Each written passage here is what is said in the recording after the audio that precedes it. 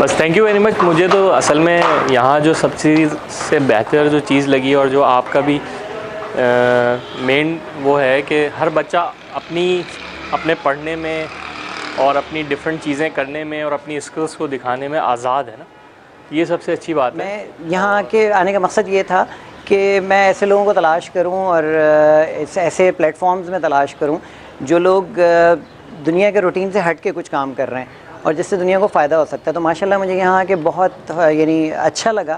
ایک امید کی کرن جاگی کہ ماشاءاللہ سے یہ سیٹ اپ جو ہے یہ اسی پرنسپل پہ کام کر رہا ہے جو کہ ایک زمانے میں مسلمانوں کی ایک اساس ہوا کرتی تھی. So I visited the open house here and I see the classrooms and the labs over here.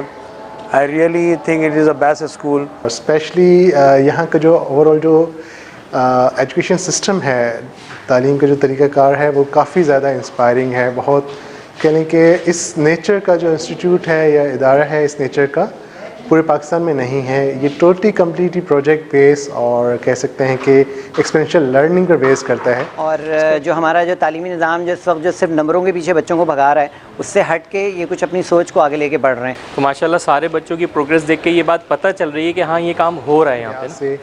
اور جو یہاں پر بچوں نے ڈفرینٹ ٹائپ کے جو ماڈلس ورکنگ ماڈلس بنائے ہوئے ہیں، اسپیشلی یہاں پر دیکھ رہا ہوں میں روورز ہیں، سولر کارز ہیں، ونڈ ٹربائنس ہیں.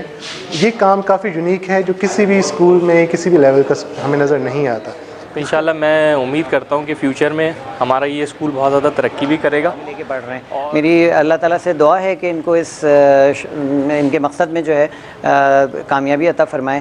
آمین. جزاک اللہ الخیر. تو میں لاسٹ میں سر اسفر اور ان کی ٹیم مینجمنٹ کو بہت مبارکباد پیش کرتا ہوں کہ انہوں نے ایک اتنا اچھا انیشیٹو لیا ہے جو کہ وقت کی بہت اہم ضرورت ہے. اور فیوچرز میں آنے والے جو چیلنجز ہیں ان چیلنجز کو ان کے اوپر قابو پانے کے لیے جو جنریشن جو اسٹوڈنٹس پیدا کر رہے ہیں وہ اسی طرح کے ادارے ہی اسٹوڈنٹس جو ہے پیدا کر سکیں گے. Thank you.